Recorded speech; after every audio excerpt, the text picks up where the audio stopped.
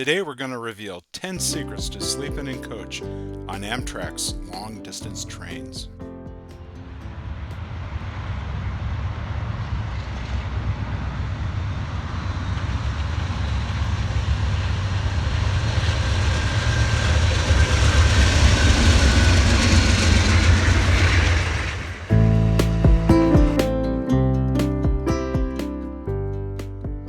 Welcome to Winkles and Moose's Amtrak Adventures.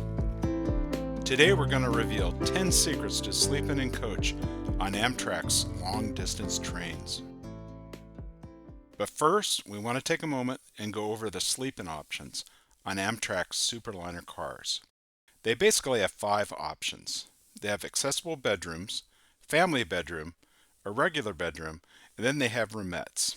And then after that, they have coach, which is where we're going to be taking a look at because we're going to be sleeping there.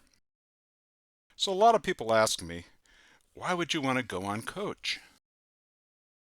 Well, I wanted to break down the cost to give you an idea of what you're looking at.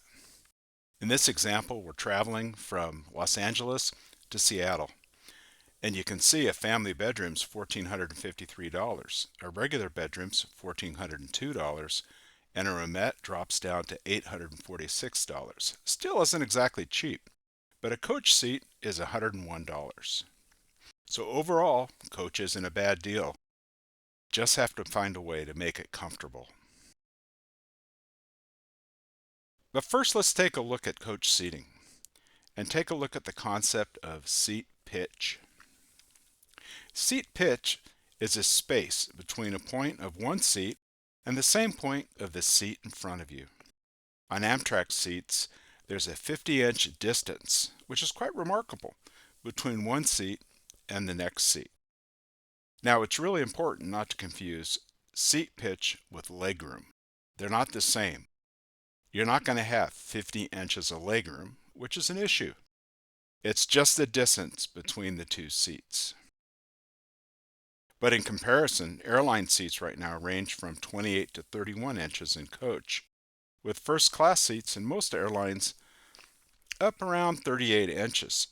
So this just gives you an idea of what your seating area is going to be like. Up until about 6 to 9 months ago, Amtrak Superliner seats were covered in a blue cloth upholstery, basically since about the 90s. The good news is Amtrak's been going through a $28 million refreshing, as they call it, and all of its 450 Superliner cars. And you can see here what the new seats look like. Quite impressive.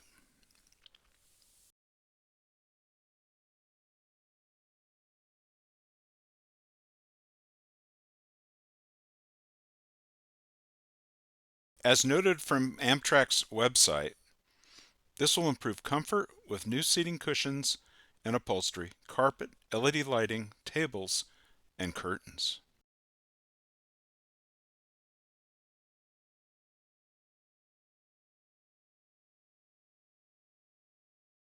This shot actually shows you the leg rest extended, so it'll give you a better feel of what you're going to be sitting in and how the seats work. The back of the seats also recline. In this picture, we can actually see the distance from your seat to the seat in front of you.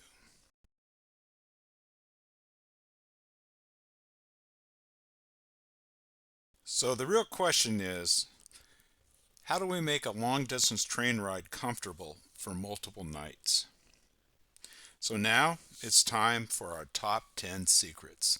And secret number 10 is bring a pillow. You might even bring 2 or 3.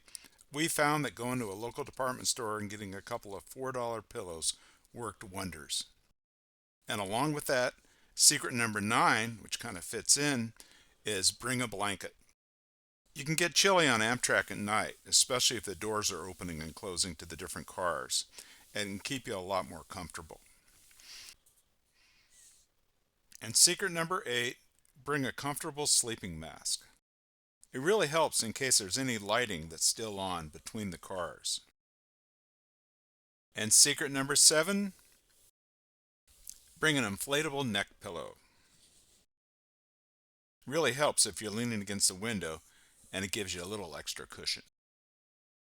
And secret number 6, bring a noise canceling headset or earplugs. It really helps on cutting down on the sound, and if you have an engineer that's heavy on the horn, you'll appreciate it. And secret number 5, bring some comfy sleepwear. This is a game changer, and it'll make your night a whole lot more comfortable. And we'll talk a little bit later about how to find the dressing rooms. And secret number 4 is bring a pair of slippers. It's a requirement on Amtrak that you have shoes on your feet, and slippers are a great resource, especially for walking around and heading down to the restrooms. And finally, secret number 3, bring a pack of wet wipes. Remember, you could be traveling with 200-300 people, so wet wipes are indispensable. They're great for wiping down the restrooms, your table, and just your overall area around you. And secret number 2, one of my favorites, is bring an inflatable travel footrest. We found these on Amazon and they turned out to be phenomenal, and they're mainly used on long-distance international airline flights. We thought they might be useful on Amtrak seats as an extension to the footrest. Here we are sitting up by the bulkhead, and we have the cushion in front of the leg rest. Makes a great sleeping area for a tall person. The most distance I found was up by the bulkhead, where you can actually stretch out. If you're around 6 foot, 6'2", it's perfect. Much taller than that, it could be a little tight, but still it's the best area for a tall person. In this picture, I'm sitting with my legs diagonally across 2 seats. Since I was lucky enough to have an open seat next to me. Note the inflatable cushion underneath my legs. Here's another picture up by the bulkhead, and you can see my legs are completely stretched out. I've got plenty of room and a very comfortable spot to sleep.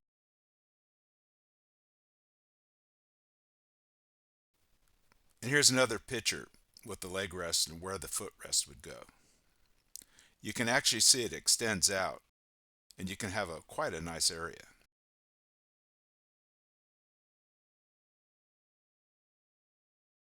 Now, if you're concerned about leg swelling, edema, or ankle swelling, you might want to take a look at what I call secret number 1. Bring in an inflatable travel wedge. The inflatable travel wedge will raise your legs up even more, but it requires you to get the 18-inch inflatable footrest, which the wedge sits on top of. So then you can extend your feet out and have a great night's sleep. Again, you got to take into consideration that if you're over 5'6", 5'8", you're going to have to sit in a seat where you can angle your feet to the left or the right.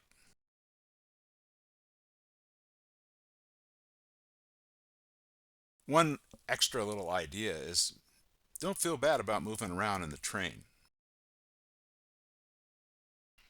Now, my top secret bonus is you need to find the Superliner coach restroom and dressing room. The Amtrak changing restrooms offer an area to change along with the toilet and a sink, as opposed to being wedged into what's very similar to an airline bathroom, where you literally don't have a whole lot of room to change. But if you can find the dressing room, they're great. Feel free to walk around the coach to find it or go down to another car. There may only be one in your complete train.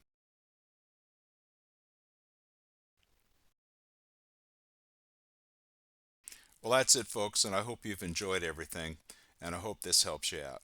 Please hit the like button if it was helpful and subscribe for future adventures. Thank you.